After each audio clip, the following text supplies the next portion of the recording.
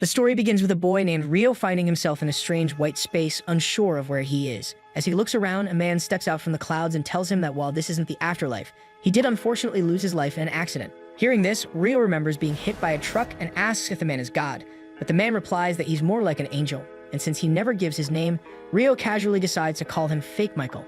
Michael then explains that Rio will be reincarnated into a different world called Phi, but surprisingly he hasn't been given any special mission or task, so he's free to live however he wants. Rio thinks it over and says he would like a peaceful, slow life, which Michael agrees to without any issue. He goes on to explain that Phi is a world where only about 20% of the population can use magic, depending on their natural elemental affinity, and in Rio's case, his strongest element will be water.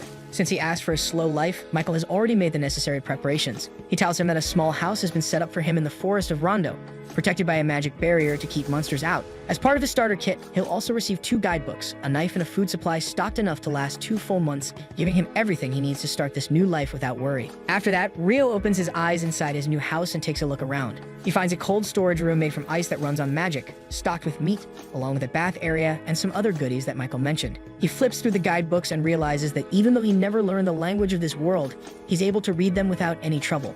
Once he finishes checking the place, he steps outside to try out his magic. He casts a water ball spell and watches as a sphere of water forms in his hand. After trying a few more times, he realizes that saying the incantation isn't necessary as long as he clearly pictures the spell in his mind. Later, he heads to the bath, hoping to enjoy some hot water. But he quickly discovers that he can only create water at room temperature, so he decides to try lighting a fire the old-fashioned way. Unfortunately, his first attempt fails completely as his arms aren't strong enough to get the job done. Not wanting to give up, he tries a different approach. He thinks about using sunlight to light the fire and begins imagining water molecules clustering together to form ice. Drawing from what little he remembers about chemistry back on Earth, he focuses on hydrogen bonding, and somehow, it works. After that, he manages to form a piece of ice shaped like a lens and uses it to concentrate sunlight, finally getting a flame started for his bath. As he soaks, he wonders if it might be possible to use science to create hot water directly as well. The next morning, while having breakfast, Rio starts thinking about his plan moving forward because once the food runs out, he'll have no choice but to head into the forest and hunt, so he decides to start training his magic seriously.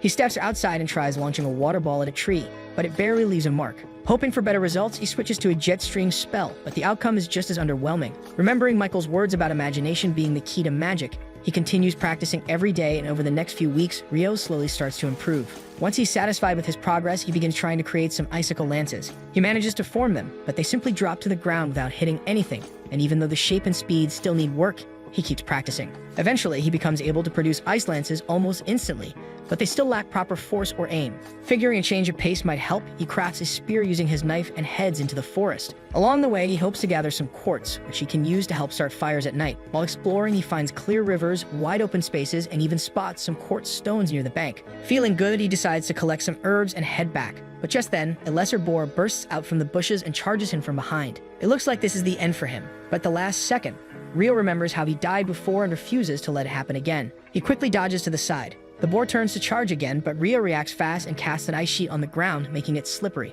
The boar loses its footing and starts sliding towards Rio, who casts a bunch of icicle lances right in front of him and lets the boar crash into them. The icy spikes pierce through the boar, and just like that, Rio lands his first victory. After that, Rio butchers the monster and heads back home. Once there, he flips through the monster guidebook and finds out that the terrifying lesser boar he fought was actually the weakest monster listed. As he goes through the pages, he notices that the last 2 are marked as special editions, so he skips ahead to check them first. One page describes dragons as powerful creatures capable of destroying entire cities, and the other talks about beings called Akuma. The book clearly states that they are not fallen angels and simply advises him to pray that he never comes across one. The next morning, Rio heads out for his second trip into the forest, finally leaving behind the worn-out clothes he brought from Earth. This time, he comes across some fruit and starts to enjoy the moment, but as soon as he gets off the tree, a massive bird monster suddenly appears and attacks him. From the book, he recognizes it as an assassin hawk, a creature that can use air slash, which is an invisible type of wind magic. But the monster's true danger lies in its razor-sharp beak. Rio starts running back while defending himself from the air slashes by casting ice walls mid-air, but soon realizes that he might not be fast enough to escape. He fires multiple water streams at the hawk, but it dodges all of them with ease and then prepares to finish Rio off using a diving ability. But just before the bird can hit him, Rio forms an ice shield in front of it, and the bird ends up crashing into it and falls down near Rio. Rio tries to finish it off, but the bird quickly recovers and flies back up with an injured eye from the hard impact earlier. It looks at Rio, acknowledging him as its rival, and then flies off into the distance. After it leaves, Rio falls to the ground and thinks about how this slow life thing is much harder than he had expected. On top of that, All the running has left him completely lost in the forest, and he has no idea where his house is. He continues wandering around into the night and stumbles upon a glowing lake surrounded by quiet stillness. And in the middle of it, he sees a headless man calmly patting a headless horse, which he recognizes as a Dullahan. After that encounter, Rio eventually finds his way back home, and as the days pass, he continues to train hard. He finally manages to master his Icicle Lance spell, strong enough to take down an enemy with a single hit. Alongside that, he starts fishing and improves his defensive ice barrier magic. On one of his trips, he visits the ocean and tries going for a swim, but ends up barely escaping from a curious octopus. His efforts slowly begin to pay off, and he develops a new spell called Abrasive Jet, which is a technique sharp enough to cut through solid rock. One night, feeling more confident with his abilities, Rio forms an ice blade and heads back into the forest to challenge the headless Dullahan. He wonders if this being is even a monster, or if it's simply too advanced to appear in the beginner's guidebook. Without thinking more about it, he charges in, and the two begin to fight. They clash their swords a few times, and at one point, Rio thinks that he might win with a strike. But the Dullahan simply parries it with his hand and strikes him from the side, almost cutting Rio in half, but he blocks it with a quick ice shield. After losing the match, Rio falls down and thinks that he's still not prepared to defeat someone like him, but for some reason, it feels like the Dullahan is acting like a silent teacher. After that, he gets up, and the Dullahan shows Rio how to forge an ice sword properly and eventually hands him his own blade as if telling him to master it. Rio accepts it right away and watches the headless warrior step back into the lake. The next day, while Rio is resting in the forest, a large black bird suddenly swoops down from the sky. He quickly recognizes it as the same assassin hawk he fought before from the scar on its eye and wonders if it has evolved. The monster suddenly launches a strong air slash attack at him, and it takes 5 ice shields to block the attack. Rio quickly realizes that the monster is way stronger than their last encounter. He prepares to block its dive attack with 10 ice shields, but the bird breaks through all of them with ease. Rio keeps blocking its air slashes with his weak ice walls and tries to counterattack with some icicle lances, but the bird simply dodges all of them and fires back with a magic negation ability that instantly wipes out Rio's magical ice shields. He barely dodges the attack in one piece and thinks what a nasty ability that is. Just then, the bird strikes him with a lightning bolt, and once again, Rio dodges the attack by a hair's breadth. The monster follows that up with a clawed attack, but Rio takes out his sword and parries it away. After that, he continues fighting back with his sword, cutting through the air slashes and defending himself against the bird's massive claws. After that, the assassin hawk prepares to launch its final attack, but instead of running away, Rio stands his ground like a true swordsman and manages to strike the bird through its neck as soon as it gets in his range while dodging sideways. As the creature falls down, Rio walks up to it and thanks it for the fight and for helping him grow stronger by pushing him to his limits. He then grabs his sword and says that out of respect for their rivalry, he will end it now and finishes the monster by pulling his sword out. After that, he starts walking back home, but a massive red dragon suddenly appears and lands right in front of him. It tries speaking through telepathy, and when it sees that Rio can hear it, the dragon seems pleased that the connection worked. Without wasting time, it asks if Rio has seen a large black bird in the area. Rio hesitates and then nervously admits that he might have defeated it, thinking it was a threat, and quickly adds that he didn't know it was important. To his surprise, the dragon doesn't seem angry. In fact, it looks more impressed than anything. As his eyes drift toward the sword at Rio's waist, it immediately recognizes it as the blade of the Fairy King and says that Rio must have done something to earn his favor. Seeing a chance, Rio decides to ask the dragon some of the questions he's been holding back since arriving in this world. The two begin talking and end up spending the entire day in conversation. As the sun starts to set, the dragon suddenly remembers that he needs to return home before his wife gets upset with him for staying out too long. And just before taking off, he finally introduces himself as Lewin. In the meantime, far above, Fake Michael is reviewing the details of Rio's reincarnation and realizes that he forgot to notice a hidden trait on his tablet. He wonders why Rio might have one, considering he doesn't even have a mission, and thinks about how it has been 10,000 years since he last saw someone with another trait, while mentioning a girl from another world, and then reveals that in Rio's case, he has the hidden trait of eternal youth. The next day, Rio starts craving seafood and makes his way to the coast. When he arrives, he finds a wrecked ship along the shoreline, which looks like it was destroyed in a storm. As he searches through the remains, he comes across a lifeless body, which makes him sad. But just then, he hears a faint groan nearby, and he finds a man barely hanging on to his life. So Rio quickly brings the injured man back to his house and treats him. Sometime later, the man dreams about the shipwreck that washed him ashore and wakes up wondering if he's still alive. He turns and sees his belongings neatly placed on the table beside him and gets up to step outside, looking around the unfamiliar surroundings and quietly wondering where he has ended up. Rio soon walks out to check on him, relieved to see that he's awake. The man becomes shocked when he realizes that he couldn't sense Rio's presence behind him and wonders why he's dressed up so poorly. But then he decides to show respect to his savior and introduces himself as Abel and thanks him. Rio seems cheerful at first, but then apologizes, saying it's a shame Abel was the only one who made it out alive. Abel doesn't seem too affected and explains that the others were smugglers anyway, so there's no need to worry about them. Just then, his stomach starts growling, so Rio introduces himself and invites him inside for a meal. While they eat, Abel finds out that Rio doesn't have any clothes because he hasn't been able to make thread. When he asks why Rio didn't just buy some from a nearby town, Rio explains that there isn't a town nearby or even a single person living in the area. Hearing this, he asks if he hunted the food they were eating as well, while pointing towards his knife. Rio says that he did and creates water inside a jar, revealing that he's a water mage. Seeing that, Abel says that it's impressive and that even in the central provinces, only half the population can use magic, even though he personally can't. This surprises Rio, since Michael had told him that only 20% of people can use spells. Soon after, Abel asks Rio if he can take him to the coast to confirm something, and Rio agrees. As they make their way through the jungle, Abel asks if Rio uses a staff. When Rio admits that he doesn't have one, Abel assumes it's because of the hard life he's living. Thinking that Rio might not be much use in a fight without a staff, Abel says he'll take the lead if they run into any monsters. Rio tries to brush it off, but Abel insists and says that he can't keep being the one who always gets saved, so in the end, Rio agrees. When they finally reach the coast, they notice that the corpses of the smugglers are gone. Rio suggests that they were either taken by monsters or washed away by the tide. Abel quietly remarks that he would have met the same fate if Rio hadn't saved him. He then asks Rio to drop the formalities and stop calling him Mr. Abel. Rio argues that Abel is older than him, but still agrees, and from that moment, the two begin to feel more like friends. Abel steps down from the shipwreck and tells Rio that, unfortunately, he couldn't find what he was looking for. Rio then asks what he plans to do next, and Abel says that he wants to reunite with his allies, and for that, he'll need to head to a town called Loon. But he's not sure where they are now and worries that the ship might have drifted too far south. Rio admits that he's never heard of Loon, but he's pretty sure that they will have to travel northwards quite a bit.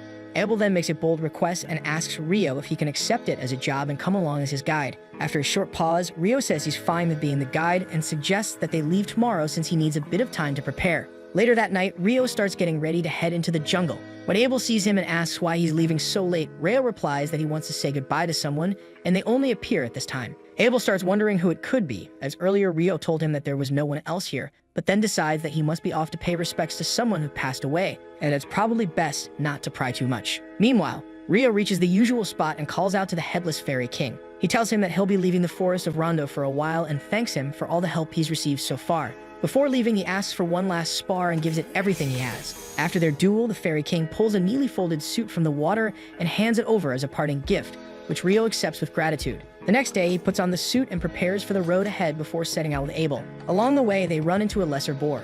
Abel steps forward and defeats it easily with a combat skill called Total Impalement. Seeing that, Rio becomes impressed and asks what that move was. Abel figures a mage wouldn't know about combat skills and explains that they are special techniques used by people who fight with weapons, like swords and spears. The rest of the day is spent walking, and when night falls, they rest inside the trunk of a large tree. The following morning, they continue their journey and come across a group of lizard folk on their way. Abel looks cautious and says it would be risky to face them in the marsh, so they decide to take a different route through the woods. While walking, Rio quietly tells Abel that the lizard folk seem to be following them. With that, both of them get ready to fight, but Abel is still concerned about how Rio will handle combat without a staff. But before he can say anything else, Rio steps forward and casts Icicle Lance and takes 4 lizard folk down in an instant. Rio tells Abel to stay alert since more enemies are approaching, and before long, the two of them finish off the rest of the lizard folk. After the fight, Abel looks over and asks about the spell Rio just used, confused at how he managed to cast 4 Icicle Lances with a single incantation. Rio casually shrugs it off and says that such things are pretty normal when it comes to water magic, and then offers him a glass of water made out of ice.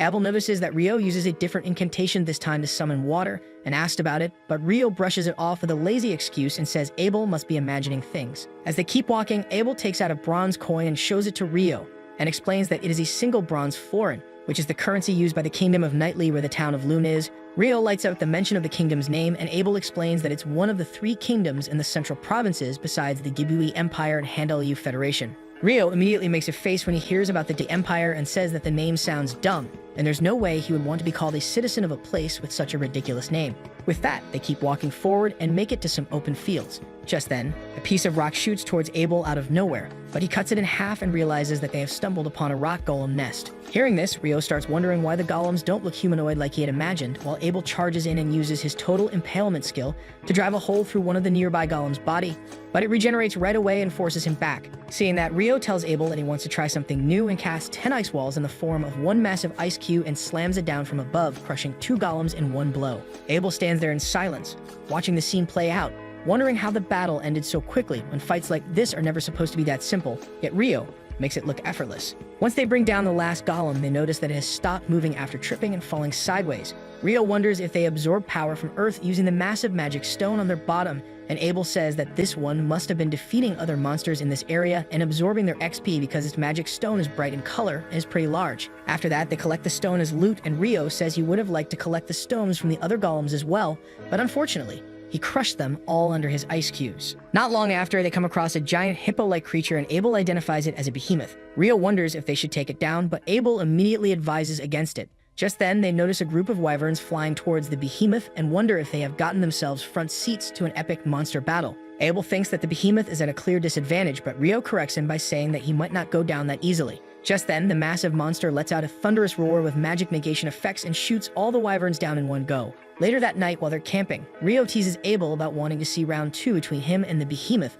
but Abel immediately shuts it down and calls the idea ridiculous. He then brings up the magic negation again and says he's only ever heard of traps, with that kind of effect being used inside dungeons. The word dungeon instantly catches Rio's attention, and he accuses Abel of hiding all the fun stuff from him, asking if there's anything else he hasn't mentioned yet. Abel responds by asking if Rio knows anything about elves or dwarves, and the way he describes them lines up perfectly with what Rio already knows, and Abel reveals that there's one elf in Loon as well. The next morning, as they continue their journey, Rio says that once they cross the mountains, they'll enter human territory. That makes Abel stop for a moment and ask how Rio knows something like that. The truth is, the red dragon told him, but instead of saying that, Rio just waves it off and calls it knowledge beyond human understanding, and somehow, Abel lets it go without questioning him further. While the two are walking peacefully, a giant griffin suddenly appears out of nowhere, scaring them both so frozen. Thinking fast, Rio tosses a piece of meat into the air and tells Abel to do the same. The griffin accepts the offering and flies off without causing a scene, leaving the two of them to let out a huge sigh of relief, knowing that if it had chosen to attack, they wouldn't have lived to tell the tale.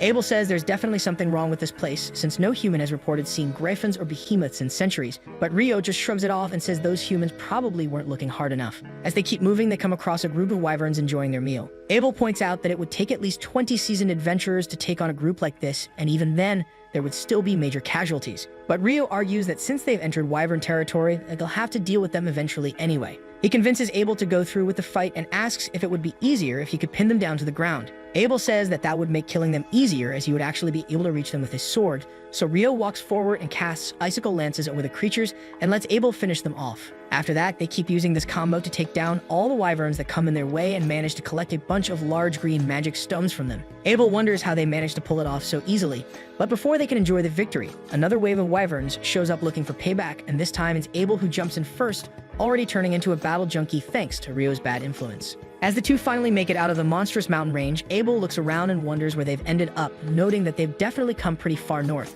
Rio gives a tired but honest reply, saying anywhere outside the WA Empire is good enough for him, and Abel reassures him by explaining that the Empire lies even further north than where they are now.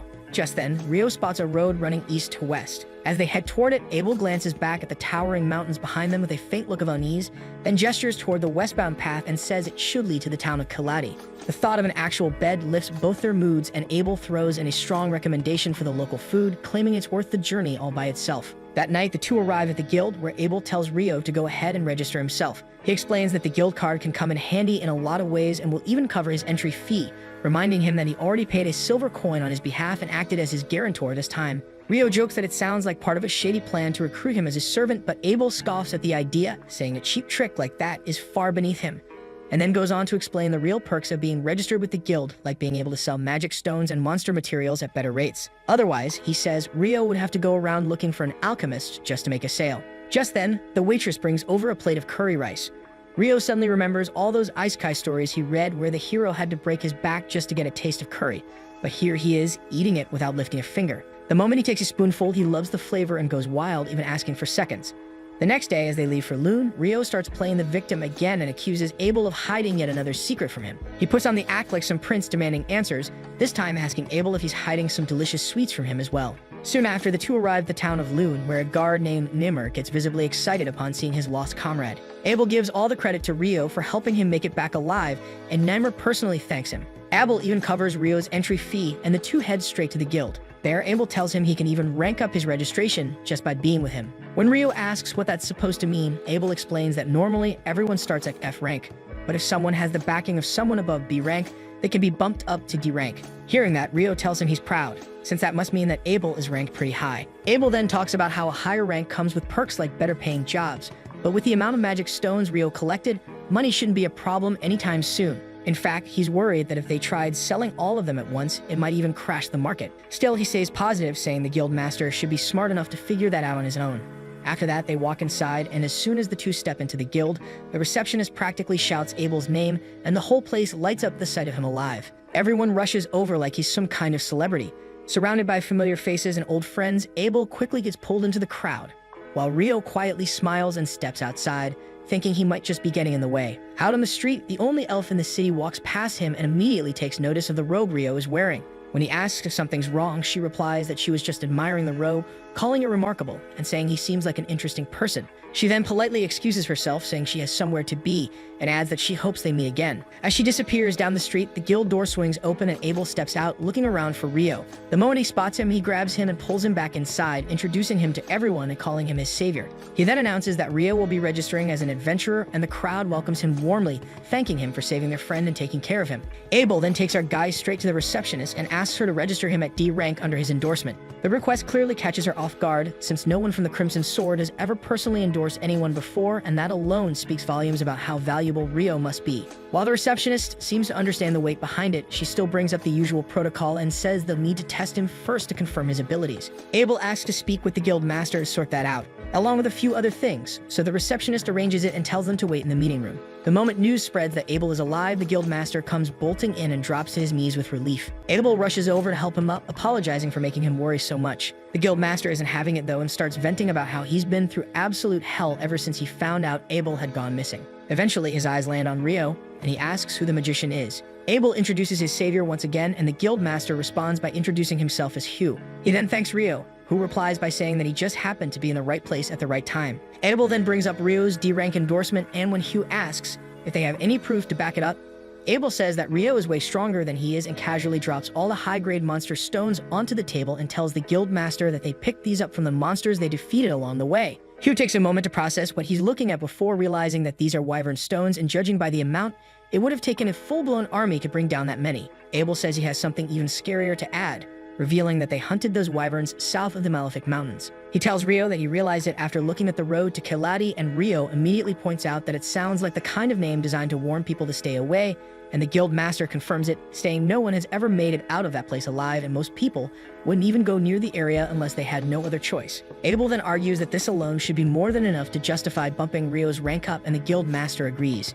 Just then, Abel's teammates show up and their mage, Lynn, falls on her knees. Abel rushes to the door and apologizes for making them worry. After that, the guild master tells Abel and his teammates, Lynn, Rhea, and Warren, that they can have the room to themselves, and tells the receptionist, Nina, to bring the necessary registration materials to his office alongside Rio. As Rio steps out, Abel calls out to him and asks him to wait at the reception after his registration, since there's somewhere he wants to take him afterward. The guild master then leads Rio into his office and tells him Abel's party, the Crimson Sword, is the strongest party in the town. Rio then asks him if he should really be starting out at D rank, but the guild master tells him not to worry, saying that even though Abel is a prodigy, he knows for a fact that not even Abel could take down a whole swarm of wyverns on his own. He then pats Rio on the shoulder, saying that it means he must be really skilled himself, and then gets a bit surprised by how solid he's built for someone who's supposed to be a mage. Just then, Mana returns with the registration materials and gets started.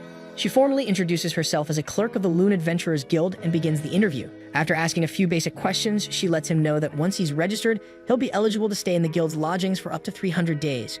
When she hears that he's never been to a dungeon before, she recommends the guild's monthly beginner course and encourages him to join it. Rio shows more interest than expected, and once the interview wraps up, she asks him to place his hand on the crystal to complete the registration. To his relief, it doesn't explode or shatter like in those anime scenes with overpowered isekai characters. Everything goes smoothly, and just like that, he receives his official guild card. After the two leave, the guild master lets out a deep breath, able to relax a little now that Abel is back. With his workload piling up ever since he went missing, he now genuinely feels relieved and quietly decides that he owes Rio one for bringing him home safe. Meanwhile, after getting his registration done, Rio meets back up with Abel, who pulls him along to collect the reward for the escort mission. On the way, Abel offers to buy him some proper clothes and maybe even a staff, but Rio's not really sure why he would need one and asked about it, but Abel casually says that he just assumed that all magicians use staffs. Rio shrugs and says he's fine casting magic without one, and then adds that he fights up close using a sword.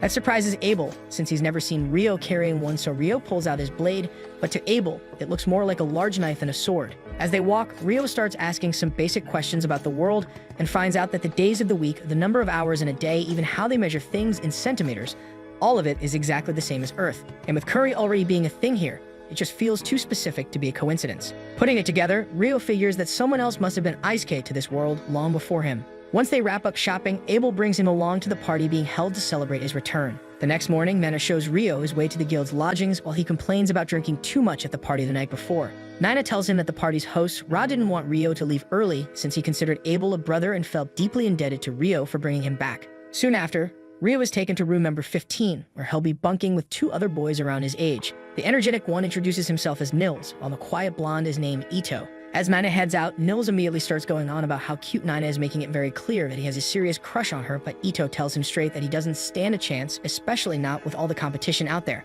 But Nils stays confident, saying it's every guy's dream to make it big and win over a beautiful woman. Hearing this, Ito doesn't bother arguing and turns to Rio, asking if they can keep things informal and friendly between them. Just then, Mena returns and introduces a new roommate named Ammon, who looks a bit younger than the rest. Before heading out again, she reminds Rio to be ready the next day along with Ammon, since both of them are scheduled for the dungeon training session. Meanwhile, Abel is having a rough time trying to convince his team about Rio's abilities. Lynn argues that Ice Wall is clearly a water spell, but it's so thin that even a basic air slash should be able to break right through it. She says making it thicker and dropping it on golems sounds more like something out of a fairy tale. As Lynn keeps pushing back, Ria steps in to calm her down, reminding her that Abel is just sharing what he saw. Lynn eventually backs off, but still refuses to believe that taking down wyverns with ice spears is even possible, especially since those creatures are protected by wind barriers. Ria then brings up that the only mage ever known to pull off feats like the ones Abel described was the legendary Inferno magician. She admits that Rio seems like a rare find, but also shares her concern that if someone like him ever sided with the WE Empire, it would be a serious threat, but Abel doesn't seem worried about. And when they ask why, he says that Rio hates the name Debut, which sounds just as dumb to the rest of the team. Rio and the new kid Ammon begin their first dungeoneering course together, and after 5 days of lectures, the professor finally wraps up the theoretical part. With that out of the way, it's time for hands-on experience, so he announces that they'll be heading into the first layer of an actual dungeon. Ammon immediately starts panicking, but Rio tells him to calm down, warning that if he keeps stressing like this, he'll end up burning out before noon even arrives. Before they leave, the professor opens the floor for questions and Rio raises his hand. He asks whether it's possible to instantly teleport to a dungeon lair once it has already been cleared. The question, clearly inspired by his knowledge of Isekai anime, catches everyone's attention. The professor looks a bit surprised, but admits he's impressed that Rio knows something that specific. Unfortunately, he explains that this kind of feature is only rumored to exist in the southern provinces, and the dungeon in Lune doesn't have anything like that. Evan turns to Rio, clearly impressed, and says he's surprised he even knew that, adding that Rio really does deserve that D rank. Once everything is in place, the professor leads the class toward the dungeon while sharing a bit of its history. He explains that the entire city of Lune was built around this dungeon, and that every few years, the monster population inside swells dramatically. This event is known as the Great Tidal Bore. During that time, the monsters reached the surface layer, which is why massive double walls were built to keep them from spilling out into the city. Hearing all this, Ammon looks a bit uneasy, but the professor reassures him that the tidal bore only happens once every few years, and there's no sign of it happening anytime soon, so the rookies have nothing to worry about.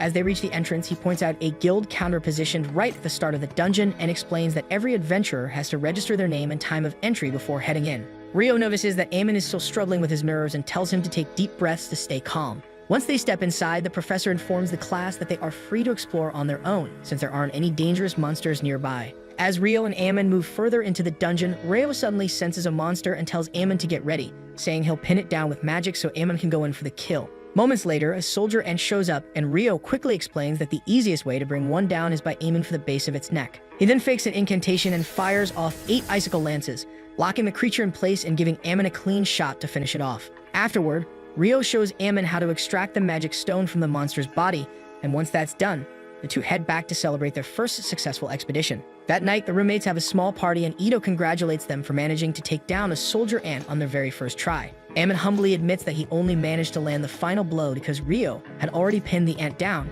but Rio casually brushes off the credit and lets Ammon enjoy the spotlight. When Edo asks what they're planning to do next, Ammon says he's ready to head back in right away, but is scared of going in alone. Rio says that he's planning on going as deep as the 3rd floor and offers him to go together. The group then begins to wonder why a soldier ant appeared on the 1st floor when that level is usually filled with nothing but weak monsters like bats. Ito mentions that there have been several reports lately of stronger creatures showing up on the 1st and 2nd floors, which makes Rio question what monsters like that are even doing there in the first place.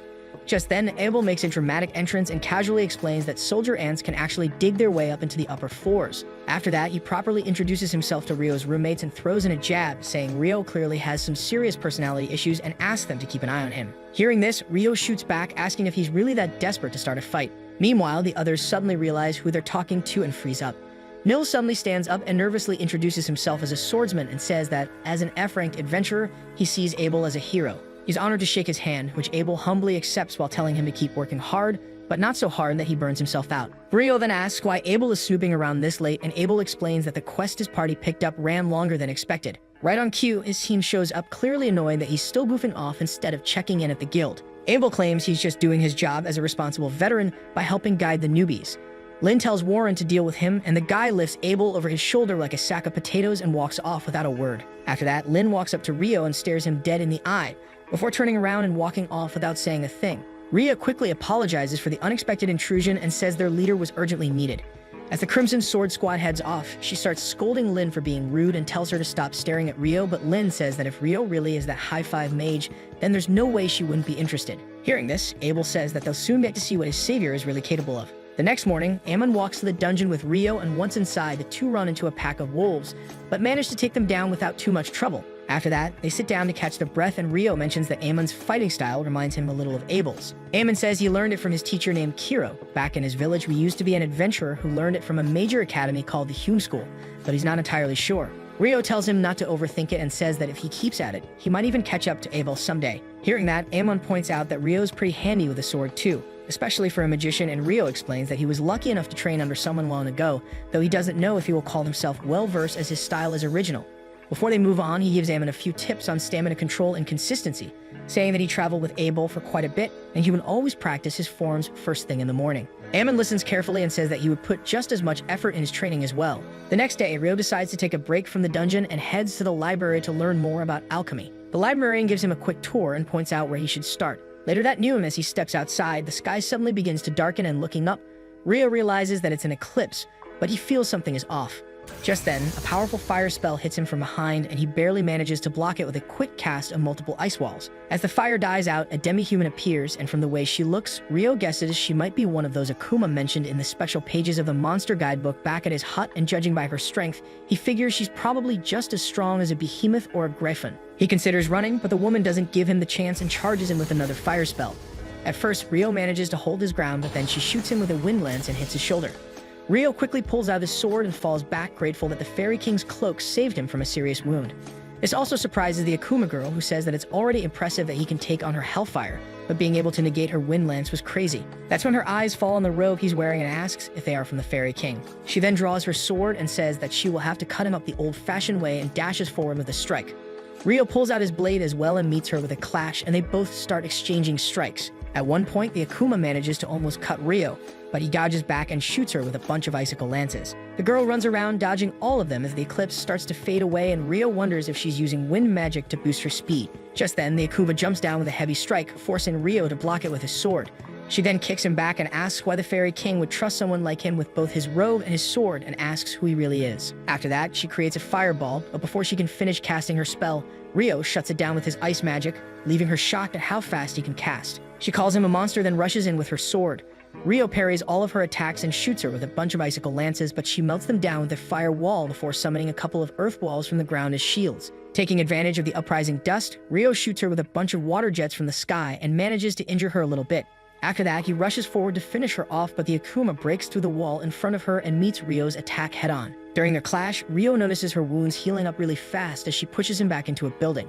She then prepares to shoot him with a fireball, but Rio already has her surrounded with a bunch of boiling water droplets. As the boiling rain pours on her, she lets out a scream and protects herself with an earth dome before blasting out of it with a crazy expression looking at Rio. She then walks forward and notices the eclipse almost ending and tells him that she's running out of time. It's sad because she can't remember the last time she had so much fun fighting someone. She then introduces herself as Leonor before asking who he is. Rio replies with his name and calls her an Akuma, which makes her pause. She's surprised that a human even knows about her kind and mutters that she should have taken him out when she had the chance, though she admits it probably wouldn't have been possible anyway, not with the time limit still in place. As she turns to walk away, she tells Rio that given how strong he is, he will definitely face other Akuma, and tell him not to die before she can kill him herself. Once she's gone, Rio lets out a long sigh and mutters that if it weren't for the Fairy King's robe, there would be a hole in his shoulder right now.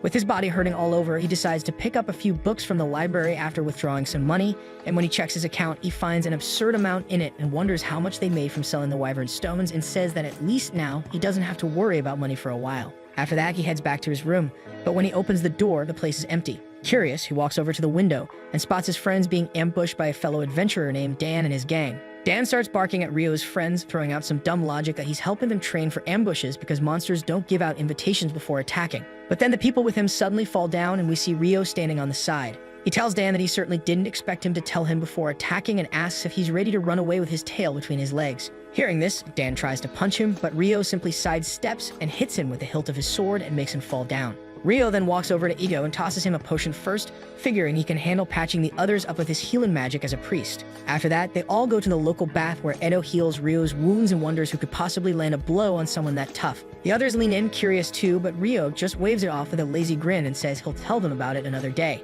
He then falls back and enjoys the bath while thinking about Leonore and how she mentioned that there were others like her, but then he decides to relax, saying he's earned a break for tonight. The next day, Amon returns to the dungeon with Nils and Ito by his side. The three head straight to the 5th layer, where Amon takes position at the front and brings down an archer goblin. After he finishes off the monster, Ito uses lesser heal on him and treats the small wound. Ito then argues that goblin archers should not even be showing up on the 5th layer, and something about it feels strange. Nils follows up by sharing something he learned from Abel, saying that survival should always be their top priority. He then suggests they return to the surface and divide their earnings into 3 equal parts. As they begin the walk back, Amon finds himself missing Ryu during the venture, though Ito tries to convince him that they should form a party with members of similar skill levels so that everyone can contribute fairly and grow stronger together. Meanwhile, Ryu has traveled outside the city to practice on his own. He thinks back to the incredible magic Leonore had used and realizes that conjuring speed was the only area where he could match the Akuma. He decides to work on his weaknesses and turn them into strengths so that he is ready the next time they face each other. Ryu also feels a tinge of jealousy toward the creature, thinking about how she instantly closed in and appeared right in front of him.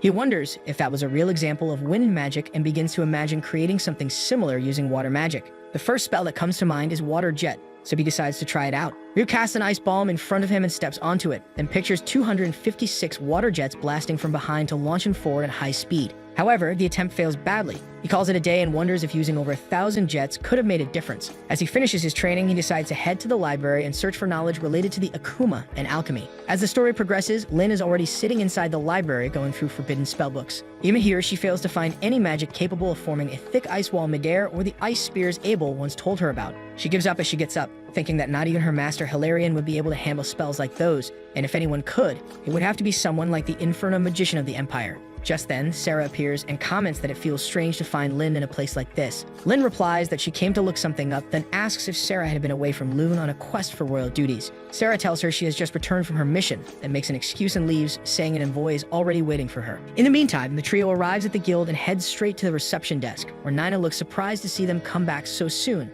While Nils fails to get proper word out because of his crush on Mina, Ito shows her the magic crystals they gathered, which makes her realize they came from goblin archers who should not be on the 5th layer. She quickly runs off to inform the guild master and also puts up a notice on the guild wall, thanking the 3 for the valuable information. As Nine explains everything to Hugh, he immediately senses the danger, knowing that such monsters usually appear only after the 10th layer. He asks Mina how many B-rank parties are currently available, and she tells him there are only Crimson Sword and White Brigade. The guild leader then asks her to call both of them at once. Soon after, Crimson Sword arrives at the guild, and Abel does not look pleased when he hears that the White Brigade is also there. They enter Hugh's office, and by the time they get inside, the White Brigade is already waiting. Their leader, Phelps, warmly greets Abel, and Abel returns the greeting. Hugh McGlass wastes no time and gets straight to the point. He quickly thanks both parties for responding to his request, then brings up the report about the goblin archers. Abel asks if the information is reliable, and Mr. McGlass explains that the trio returned with the crystals as proof. The guild leader then informs them that their task will be to enter the dungeon and check for any signs of the Great Tidal Boar,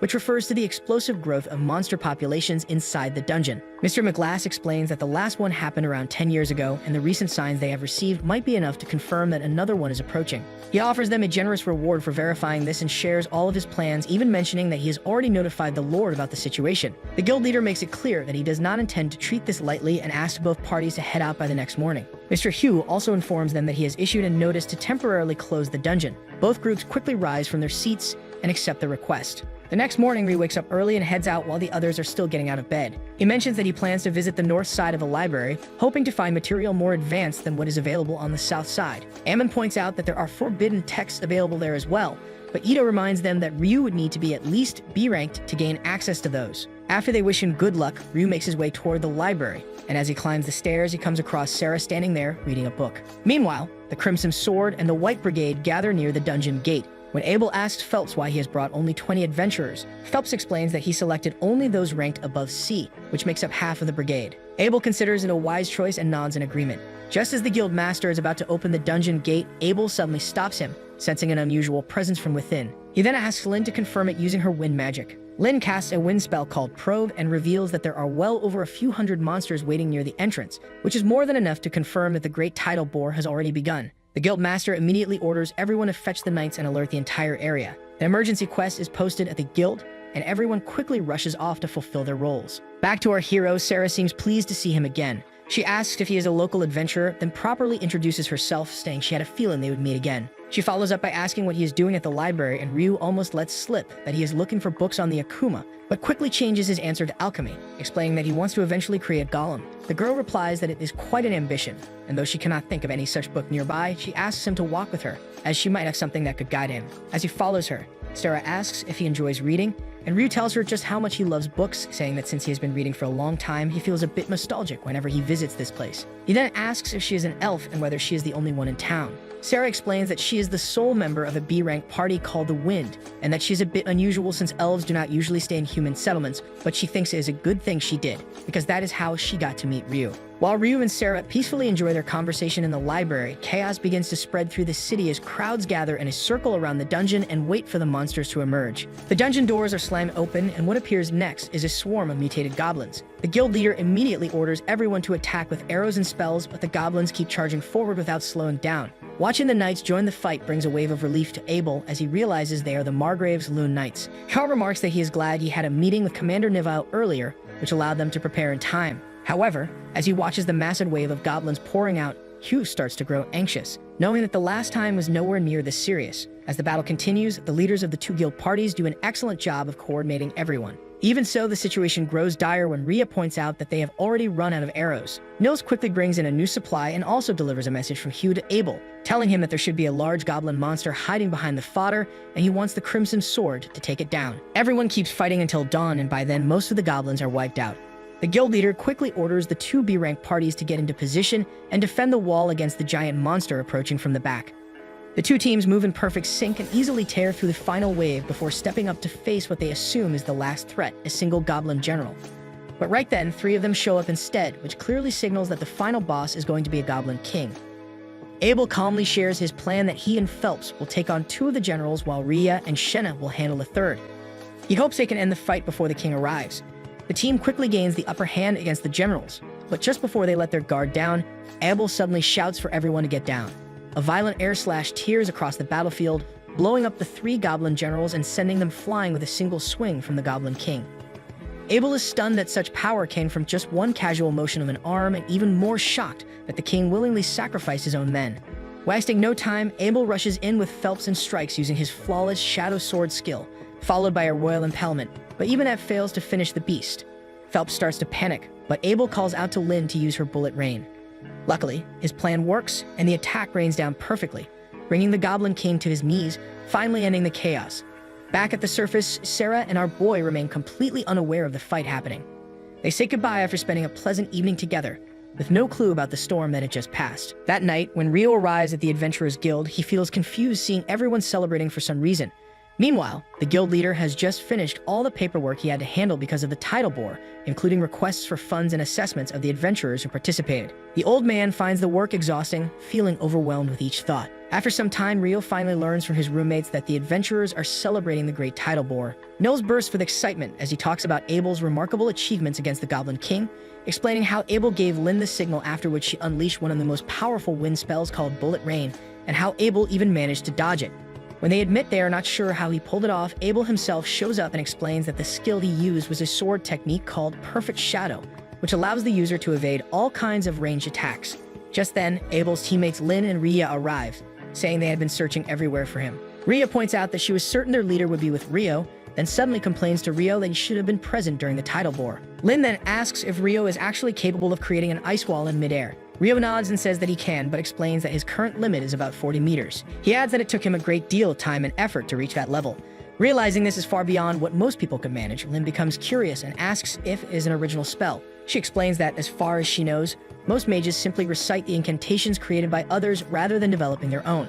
Rio replies that he has a different way of thinking, as he argues that incantations are purely a matter of personal preference. His answer leaves Lin startled, and as she stands there surprised, Rio excuses himself and goes to grab a bite. As Rio leaves, Abel explains to Lin that the boy casts spells without using incantations, though Lin simply can't wrap her head around it. The next day, Rio's roommates arrive at the guild, but since the dungeon is closed for a month, they can't even find a single job.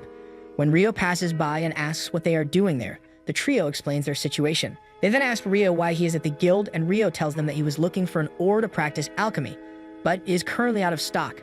While the three remark on how expensive the ore is, Rio couldn't worry much after all the money he has accumulated. When the trio starts looking gloomy, Rio decides to cheer them up by offering them a job. He tells them to look for a place outside the dungeon where copper ore can be found. The three mention an abandoned mine near the village of Ruset, which is about half a day's walk away. After hearing this, Rio offers them 4 gold coins each and says he will pay them even if they return with nothing. He also offers 25 gold coins for every core they bring back, with the only condition that all of them must come back alive. The trio is overjoyed and asks if he is really okay with paying so much extra, but Rio explains that the guild might not count it as an official achievement since they are not working through it. Even so, the three hurriedly accept the job. While Rio is enjoying a quiet moment alone, he hears a noise outside and goes to the window to look. He sees a group of knights bullying a girl and ordering her to fetch them drinks. They try to drag her along for some dirty business when a man named Dan steps forward to defend her and pushes one of the knights aside. The knight becomes angry and draws his sword, saying that although he has no intention of killing him, he will teach this adventurer a lesson and even calls him filth.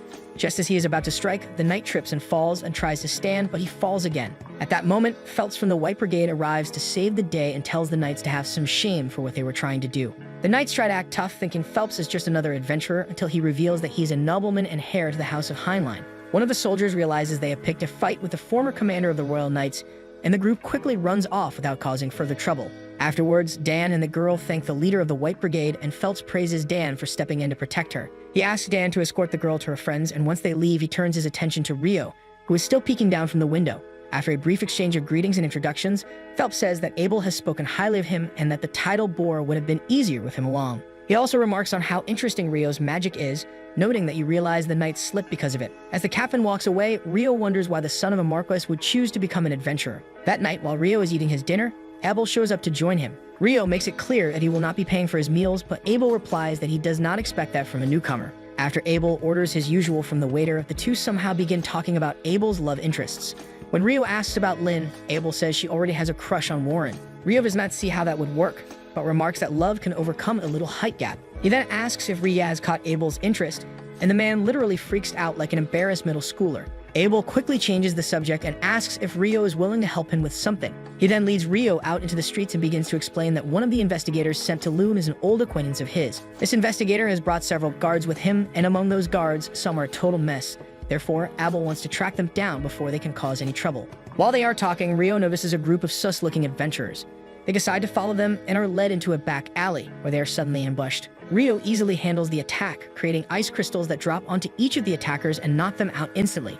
He mocks them for going through all the trouble of luring them there when they could not even attack properly. However, Abel argues that the issue is with Rio's standards. Abel then finds an alchemy tool, and when Rio insists on keeping it, Abel argues that they need to submit it as evidence. After tying up the sus attackers, Abel discovers they are C-ranked adventurers from Jaclair, the capital of Handaliu. He wonders what they are doing so far from home, then heads off with Rio to report them to the town guard. On the other hand, as Phelps is walking calmly through the streets, he is followed by the same knights from before who are seeking revenge for their humiliation.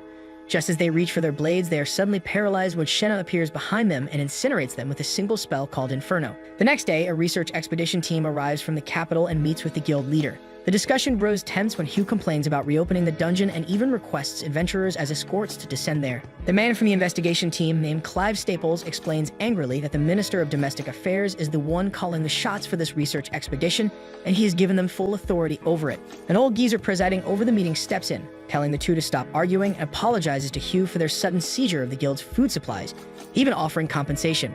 Clive remains firm about his plan to reopen the guild, and Hugh accepts, which makes Clive smile, but before he can get too pleased, Hugh warns that if anything happens to the adventurers of Loon, they will not be held responsible. The old geezer tells Clive the condition is fair and asks Hugh if they can pay the adventurers above standard rates. Hugh says that it is entirely up to the adventurers and warns them to proceed into the dungeon with caution, since there is no telling what they might encounter there. Rio makes his way to where the Crimson Sword party is staying, hoping to find a decent cafeteria. Just then, a girl rushes out of the door, hurrying back and forth before running up to him and begging him to show her the way to the guild, as she has a letter to deliver. Rio does not want to give up his mealtime, but still decides to be a simp and guides her there. At the guild, the girl hands the letter to the Crimson Sword party, explaining that it is from Professor Hilarion. Abel opens it and learns that Hilarion wants them to support the court magician in the investigation of the dungeon. When Rio points out that the dungeon was supposed to stay closed, Abel explains that this was because an A-ranked party with a top-class S-ranked adventurer vanished inside it after the last great title bore, but the research team has gotten permission to explore it now. Rio says the smart choice would be to stay away and leave to get something to eat. As he goes, the girl thanks him, and when Ria points out she has not introduced herself, the girl says her name is Natalie Schwarzkopf. Her family name catches Lynn's attention, and she quickly realizes they are the famous water mage. Lynn is still curious about Rio's ice wall spell and asks Natalie if she knows it, but Natalie says she does not, and even she gets surprised learning that such a spell even exists. Abel then orders his crew to never pick an actual fight with Rio, and even if they end up against him, they are to surrender, as he is certain that even all of them together would stand no chance. He then tells Natalie that if she needs help and cannot find them, she should look for Rio. Later that day, the research expedition team sets up residual mana detectors that can pick up any trace of mana left in the environment. The old user from the team explains that these detectors will send all their data to the analysis group working right outside the dungeon. That night, Rio's roommates return with 2 ores and are given a large amount of gold coins, which makes them happy. Ito says he is surprised the dungeon was opened so quickly, and Rio explains that only D-rank adventurers or above are being allowed in for now. He also asks them to attend the briefing scheduled for tomorrow. As the days pass, Abel travels for 3 days and reaches the 7th layer with his team, but they have not found a single monster. Abel notices that Clive and the group from the Royal Central University seem to be in a hurry, and Ria explains that they are working on a theory that says the monsters from the Great Tidal Bore come from below the 38th floor, which is why they want to move quickly. The next day, during the adventurers' briefing, the guild leader explains that E and F rank parties are not allowed to escort the investigation team. However, he assures them that some alternative work has been arranged so they will not go broke or starve to death. Rio then asks about the color intensity of the stones taken from the monsters of the Great Tidal Bore, and Hugh reveals that all the stones were pale, which seems very strange. Meanwhile, the research expedition team finally comes across a random huge gateway, which Clive decides to call the gate from now on. They believe the gate might be connected to another place, and as they set up instruments to examine it, everyone present suddenly vanishes, and even the analysis team cannot detect any trace of them. Abel calls out to his party members, making sure they're all right before turning to the old man named Arthur, who explains that they've been relocated. The adventurers grow uneasy, whispering about where they might be, until Director Clive steps in, ordering everyone to scatter and examine the area carefully since danger could appear any moment. One of the men approaches Clive, asking what happened, and he replies that it must have been teleportation, which is why figuring out their current location is their top priority. They begin to wonder if this was the gate's doing, but Clive dismisses the earlier theory about monsters being restricted below level 38, thinking of it as a false one. Now he strongly suspects the gate itself was the source of all of the monsters. Even so, Clive admits this incident might turn out to be a hidden blessing, perhaps even leading them to uncover the true root of the Great Tidal Bore. A smirk spreads across his face as he imagines this discovery becoming his ladder to promotion as head of department. Meanwhile, back in town, as the readings suddenly vanish, the analysis team begins to worry since this is something that should not have happened under normal circumstances. Just then, Nidalee manages to catch a signal, and for a brief moment, it appears that the missing group is on the 40th floor before the signal is lost again. At that moment, a man arrives looking for the person in charge and introduces himself as Christopher Blatt from the College of Magic. He claims to be the one officially organizing this investigation and someone acting directly on the king's orders, demanding to know if there is anything out of the ordinary or abnormal happening inside the dungeon. He explains the reason behind the sudden commotion, saying that while he was making his way into the dungeon along with the local adventurers he had hired, the moment the person in front of him crossed the threshold, everyone vanished into thin air. Nidalee argues that they are not the only ones whose readings disappeared, and Christopher Blatt immediately asks the person in charge if they have confirmed other such sightings, to which the reply comes that they did, but only on the 10th layer. Blatt then asks if they received any further signs of them afterward, and when Nidalee replies that it was only for an instant, he asks where exactly, and the response comes that the signal they detected was from the 40th layer. Blatt becomes visibly uneasy since that is far too deep, as the furthest any adventurer has ever made is only the 38th layer, and furthermore, the difficulty level beyond the 30th floor requires at least B-rank parties. The in-charge then explains that the B-rank party Crimson Sword was the one escorting this team, so there is a very high chance that they might all be together there. He further adds that he has already sent a messenger to the guild and requested the guild master to come as soon as he could. Just then, Natalie remembers something and rushes off. Meanwhile, he was approached by the receptionist Nina, who informs him that something is wrong with the dungeon. The entire investigation team has disappeared, and they meet him at the entrance immediately. Hugh grows tense, fearing that Abel and the Crimson Sword may have vanished as well. He quickly prepares to leave, instructing her to have their liaison gather at the dungeon checkpoint. He also tells her to keep this information from the adventurers until he can confirm what is really happening. On the other hand, while chaos stirs in town, Rio is calmly wandering through the library, searching for books he wants to read. He climbs the stairs, hoping to catch a glimpse of Sarah, and to his delight, she appears. He tells her he was hoping to compare records of past eclipses and great tidal bores. Sarah smiles and offers to help him track down the records. As they walk together toward the right section, she asks if he thinks there might be a connection between eclipses and the great tidal bore. Rio just turns the question down, yet Sarah continues, insisting that she believes his theory about the connection between the two might actually be correct. She explains that there has indeed been an eclipse right before this great tidal bore, but unlike the past, there has never been a total eclipse like the one that happened this time. She also seems curious about how Rio managed to think of the same connection as her, while Rio himself knows he cannot simply tell her that he was fighting an Akuma in the middle of that eclipse. When she looks at him with that curious gaze, almost as if asking what is really going through his head, he suddenly changes the topic by asking if she knows what determines the vividness of a magic stone. Sarah allows him to divert the conversation and answers that the longer a monster lives, the more vivid its stone becomes. Rio agrees, adding that he learned the same thing during his journey, but he admits that this fact made him wonder about the hue of the stones from the monsters during the bore, since most of them were pale. If the stones had been vivid, it would have made sense, as that would mean only lower-level monsters came to the surface, but pale stones could only suggest that the monsters had just spawned recently. He even argues that the boss monsters also appeared to be recent spawns, and this leads him to form some theories of his own. After hearing him out, Sarah decides to take the boy to see the records from earlier tidal bores, though she warns that the documents might not be in the best condition. Back in the dungeon, as Abel talks with Arthur about the strange situation, he suggests that it could be teleportation, and that they might either be on a different level of the dungeon or in a completely different place altogether. He then asks the group if their instruments are working properly, and it turns out that even the tracker devices are functioning as usual, which makes Lynn excited since it means they might still receive some help. Abel shifts his focus to the old man and asks if something is troubling him, and Arthur replies that it is the air itself. Arthur then turns to Rhea and asks her if this reminds her of anything, to which she explains that it looks exactly like the inside of the sanctuary square, a spell that only the highest-ranking priests were capable of casting.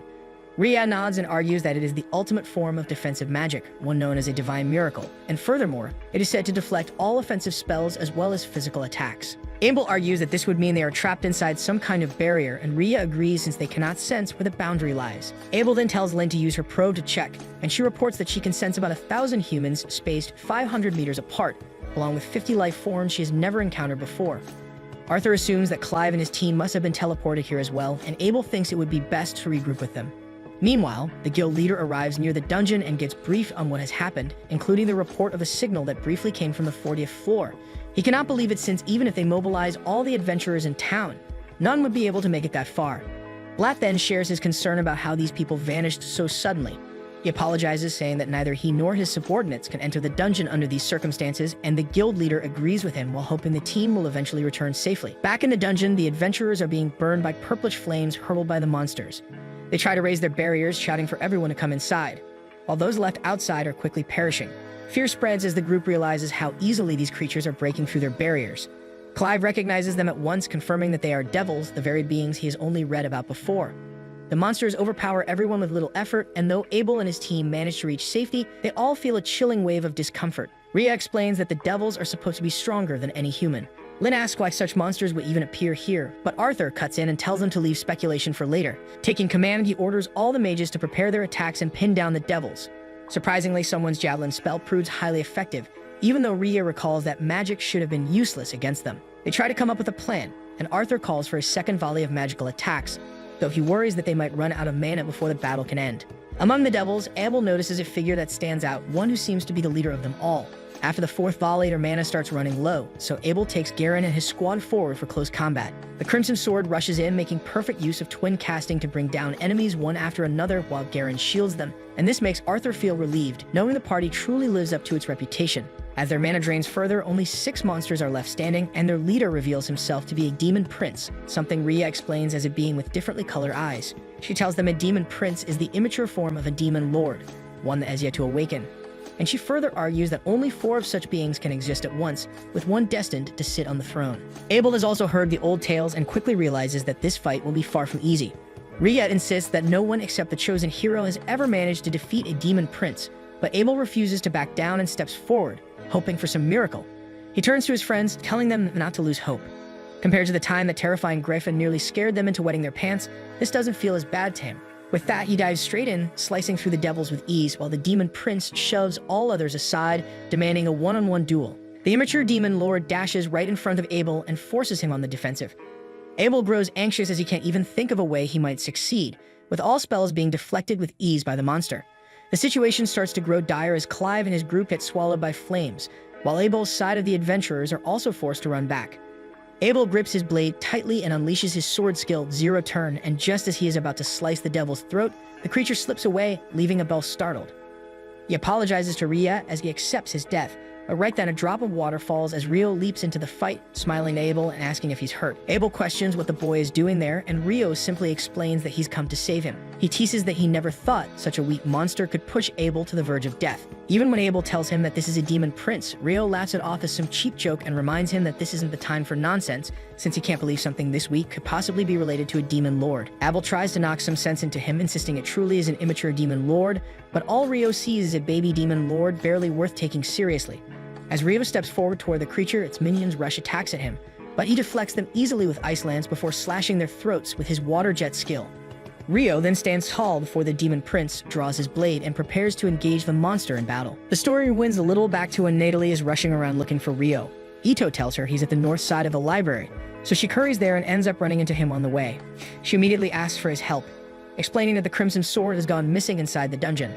Without wasting time, Rio forms an ice cart beneath her and drags it at high speed toward the dungeon while she screams from the ride. On the way, she fills him in on what happened, and once Rio understands, he asks why she came to him specifically. Natalie replies that Abel told her that if anything goes wrong in his absence, she can rely on Rio, which is why she rushed to find him. Hearing that makes Rio smile, and then he races straight for the dungeon gate. The guards at the gate tell him that the dungeon is off limits, but Rio ignores them and surrounds himself with an ice wall before slipping past them. Once he reaches the first floor, he remembers Natalie saying the noise came from the 40th floor. He realizes that there's no time to waste and therefore uses his abrasive jet to blast holes through the ground until he reaches the spot.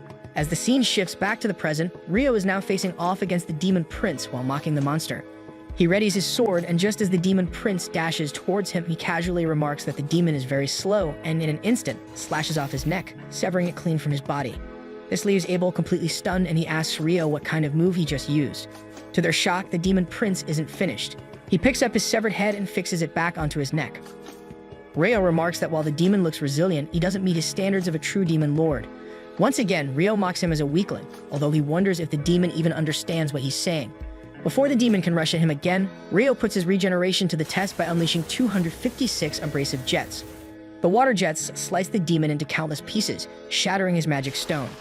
Abel breathes in relief and thanks Rio for saving them, but Rio insists the only gratitude he'll accept is a meal from the cafeteria.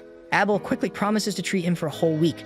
Just then, Lynn rushes over and clings tightly to Abel, expressing how relieved she is to see him safe. Arthur steps forward and introduces himself as an advisor from the Bureau of Royal Magicians, explaining that he represents the court's investigation into the dungeon incident and sincerely thanking Rio for his help.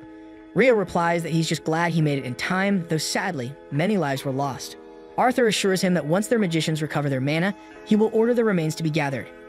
Abel then turns to Rio and asks for his help in collecting the demon prince's magic stone, explaining that he wants to use the money from it to support the families of the fallen. Rio agrees to help without hesitation and asks about the demons he heard being called devils. Abel explains that it was their first time facing such beings too, since they had not appeared in the central provinces for over a millennium. Even so, Rio can't get the thought of the Akuma he fought a while earlier out of his mind as he tries to connect her with these devils. When Abel notices his silence and asks what's wrong, Rio explains that when he came up from the 39th floor, he felt a strange field in the air, a sensation that suddenly vanished once the demon prince was slain, and he also noticed something unusual through his probing spell, which they should check on their return. As Abel inspects the prince's magic stone, he finds it black, and Arthur admits that during his adventuring days, he once encountered a devil in the western provinces, but was too weak to defeat it, making this his first time seeing a devil's stone as well. Lynn adds that even the great temples of the central provinces have no records of such stones, and Arthur further notes that these demons seem to appear at random, which leads to the theory that they may be capable of using space-time magic. Somewhere else, a hero party sets fire to an altar, only for the Akuma Leonor to appear behind them. She casually explains that she was just goofing around, decided to take a peek, and somehow ended up inside a man-made altar. The heroes instantly mistake her for a demon lord and declare that she's finished. Leonor tilts her head and asks if they really just called her a demon lord. The party argues that they built this altar with countless sacrifices precisely to summon one.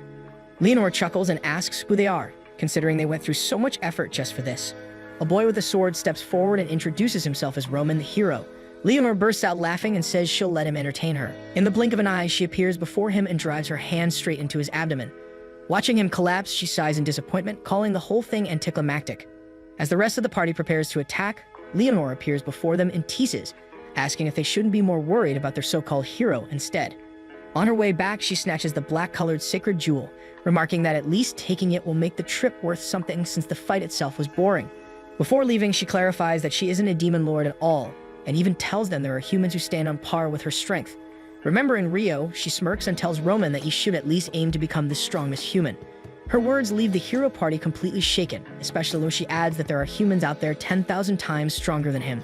Back in the dungeon, Rio and the others meet with the adventurers hired by Clyde before resuming their investigation, where they discover a cracked black orb that seems connected to the strange anomaly Rio had sensed earlier. Arthur admits he has never seen anything like it and seals it inside a barrier bag where no mana can pass through, considering it is their only piece of evidence. On the way back to the surface, Abel thanks Rio once again, but Rio reminds him of his promise to feed him for a whole week, even bringing up Curry as part of the deal, and half-jokingly warns that if Abel forgets, he will cut him into smaller pieces than the devil they fought. When they return to the surface, the guild leader praises their work, and Abel thanks Natalie for bringing Rio along. Hugh feels relieved to see Abel alive and wishes he would take safer surface jobs, but his relief quickly turns into scolding as he calls out Rio for ignoring the guards and rushing headfirst into the dungeon. Rio apologizes, yet Arthur steps in and tells the guild leader that they are only standing here because of Rio. Hugh gets startled and demands an explanation, and Arthur leads him to the tent to explain everything. There, Arthur explains to Hugh that apart from the demon prince, nearly 50 devils were waiting for them inside. Hugh argues that it shouldn't come as a shock since it was Arthur, along with Abel's party, but Arthur admits that despite Abel's strength, he had almost lost his life to the demon prince, and by sheer luck, Rio appeared at the perfect moment and saved their group from certain death. Arthur turns to the guild leader and asks just who this boy really is. And while Arthur lays out everything he knows about him, the two quietly agree that such an unprecedented magician must remain on their side. With that in mind, they decide to keep Rio hidden from those brain-dead aristocrats by making sure there are no official records of him accomplishing anything.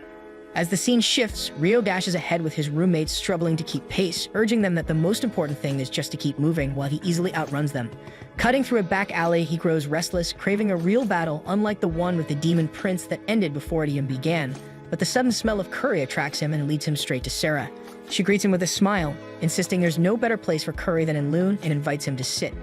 Both order medium-hot curry, and as they chat, Sarah learns that Rio registered directly at D rank, which she finds impressive. Once their plates arrive, they enjoy the meal together before stepping out of the restaurant, where Rio asks if she is an adventurer since he has never seen her at the guild. Sarah explains that she now works as a swordsmanship instructor for Margrave Loon's Order of Knights, and when Rio reacts with mild surprise, she leans in closer, telling him she's much stronger than she looks and even inviting him to a mock battle. As she leads him to the training field, Sarah teases that he looks like he's itching for a fight, and Rio asks how she knows he also uses a sword. She explains that his gait and stance give it away and adds that she, too, is both a blade and magic wielder like him. Without wasting time, she asks if he is ready and charges at him. The duel quickly turns into a heated contest, and Sarah gets excited as she realizes how skilled Rio truly is. She argues that not even the knights have been able to avoid her charge, yet he managed it, which pushes her to go all out. Rio struggles to keep up and barely dodges her flurry of attacks until finally his blade is cut in half, forcing him to surrender. Sarah rushes in and hugs him tightly, praising him as incredible. Rio asks if she was using wind magic to boost her movements and admits that it was impressive. Sarah asks the boy who taught him such skills. When Rio brings up his mentor, she quickly realizes he is talking about the Fairy King.